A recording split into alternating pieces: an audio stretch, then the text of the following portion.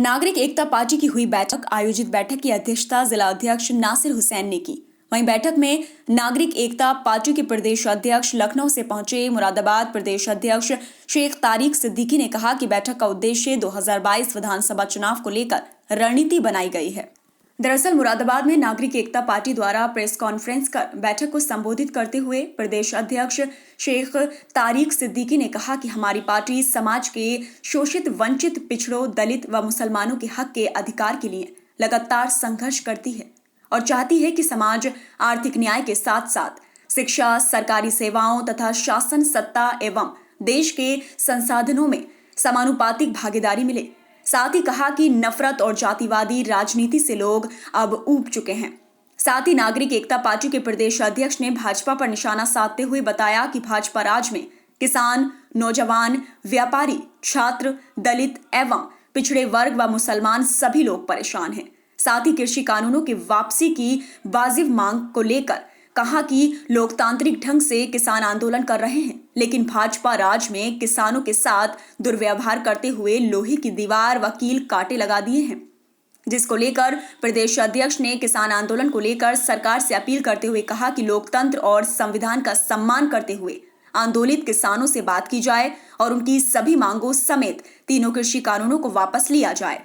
Press वार्ता के माध्यम से प्रमुख महासचिव रिजवान अहमद ने सभा पर हमलावर होते हुए कहा कि इनके नेताओं को जब मुसलमानों का वोट लेना होता है तो 18% रिजर्वेशन देने और सच्चर कमीशन की रिपोर्ट लागू करने तथा जेलों में बंद बेगुनाह मुसलमानों के रिहाई की बात करके सत्ता हासिल कर लेते हैं और फिर किए गए वादे इनको याद भी नहीं रहते।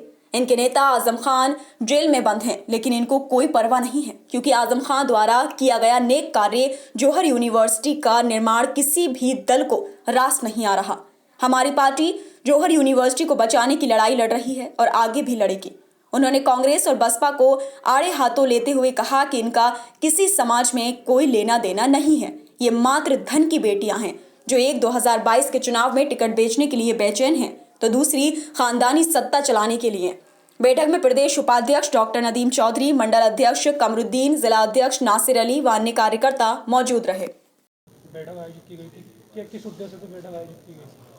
देखिए, मेरा उद्देश्य ये है कि देश और प्रदेश के अंदर जो नफरत और जातिवाद की जो राजनीति पनप रही है और देश के अंदर एक नए तरीके की परिपाटी चल निकली है कि संविधान की जो बात करता है उसको जेल की सलाखों के पीछे भेज दिया जाता है और ख़ास करके दलित, मुसलमान और बैकवर्ड के साथ जो नाइंसाफ़ी हो रही है उस नाइंसाफ़ी के ख़िलाफ़ हम आंदोलन करते रहे हैं और मुरादाबाद आ जाए हैं अपनी टीम को मजबूत करने के लिए और देश के अंदर पैगाम मोहब्बत पैदा करने की बात करने के लिए।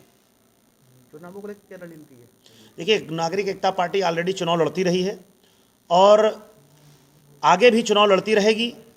ज़िला अध्यक्ष हमारे हैं, ये परसों करके बताएंगे कि मुरादाबाद की जितनी भी विधानसभाएं हैं उन विधानसभा में से कौन प्रत्याशी मजबूत रहेगा और किस विधानसभा पे रहेगा, तो उस चुनिंदा विधानसभा पर हम अपना प्रत्याशी खड़े करने का भी काम करेंगे। सर, जिस तरीके से केंद्र सरकार ने 3 कृषि कानून पास किए हैं और लगातार किसान आंदोलन कर रहे हैं मगर सरकार टस से मज नहीं हो रही, इसमें क्या कहेंगे आप? किसान तो हठधर्मी है, क्या जो है हदें पार किए हुए है। नरेंद्र मोदी जी की सरकार जो है वो हमेशा जो है गुंडई और दबंगई के बल पर काम करती है। जो किसान कभी फूल उगाया करते थे उनकी राहों में जब कांटे बिछा दिए जाएं तो आपको ये समझना पड़ेगा कि देश की दिशा किस तरफ जा रही है। ये नरेंद्र मोदी की सरकार अगर कृषि कानूनों को वापस नहीं लेगी तो किसान एक दिन अपनी ज़मीनें बेचने पर मजबूर होगा। नागरिक एकता पार्टी पूरी तरीके से किसानों के साथ है, अन्नदाताओं के साथ है जब तक कृषि कानून वापस नहीं होंगे, क्योंकि ये गैर राजनीतिक आंदोलन है। इस वजह से नागरिक एकता पार्टी इस आंदोलन में अपने झंडे के साथ तो नहीं है, लेकिन नागरिक एकता पार्टी अन्नदाताओं के साथ हमेशा थी और हमेशा है और हमेशा रहेगी जब तक ये तीनों कृषि कानून, काले कानून वापस नहीं किए जाएंगे। समाजवादी पार्टी के अध्यक्ष अखिलेश यादव को बयान आया था कोरोना वैक्सीन को लेकर, उन्होंने कहा था कि मैं कोरोना वैक्सीन लेने आऊँगा, तो इसमें आप क्या कहना चाहेंगे? तो बिल्कुल कोरोना वैक्सीन के मामले में अभी जो है सेंट्रल गवर्नमेंट ने ही किसी चीज़ को बहुत अच्छे तरीके से क्लियर नहीं किया। सबसे पहले स्वास्थ्य मंत्री को और प्रधानमंत्री मोदी जी को भी इस वैक्सीन को जो है लगवाना चाहिए, क्योंकि इससे पहले आपने देखा होगा ब्रिटेन में जब कोरोना वैक्सीन का आविष्कार किया गया तो वहाँ के प्रधानमंत्री ने अपनी बेटी को और खुद को लगवाया, तब जनता के अंदर एक भरोसा पैदा हुआ। तो मैं ये चाहता हूँ कि भारतीय जनता पार्टी की सरकार के जो कैबिनेट मिनिस्टर हैं, खास करके स्वास्थ्य मंत्री हैं, वो अपने वैक्सीन लगाएं तो जनता के अंदर भी भरोसा पैदा होगा और वैक्सीन लगवाई जाएगी। क्या राम मंदिर को लेकर लगातार चंदा कर रहे हैं कुछ हिंदू संगठन और फर्जी तरीके से कर रहे हैं, कई हिंदू संगठन पर मुकदमे भी दर्ज हुए हैं, तो इसमें क्या कहेंगे आप? देखिए, ये चंदे और धंधे की सरकार ही हमेशा रही है। इसने हमेशा जो है राम के नाम पर जो है देश को बांटा भी है। अब राम के नाम पर चंदा इकट्ठा करके फिर चंदे के इकट्ठा करके तिजोरी अपनी भरी जा रही है, और ख़ास करके कुछ जो लोग हैं वो अपनी तिजोरियां भर रहे हैं। इससे आपको ये समझना पड़ेगा कि राम नाम पर जो है चंदे की ज़रूरत है ही नहीं। जब देश के अंदर इतने भक्त हैं तो मैं ये मानता हूँ कि बिना चंदे के ही भव्य राम मंदिर यूँ ही निर्माण हो जाएगा। क्या अपील करना चाहेंगे जनता से? मैं जनता से अपील करना चाहूँगा कि भारतीय जनता पार्टी की नफरत की राजनीति को हराइए और देश के संविधान को जो बचाने का काम कर रही हैं, क्योंकि इस वक्त संविधान को बचाना जरूरी है, क्योंकि भारतीय जनता पार्टी जो है सारी संवैधानिक संस्थाओं पर आक्रमण कर रही, कब्जा कर रही है। अगर संवैधानिक संस्थाएं बचेंगी तभी ये देश बचेगा। लोगों से मेरी अपील है यही है कि आप संविधान बचाने के लिए सड़कों पर उतरें और जो नागरिक एकता पार्टी का मिशन है उस मिशन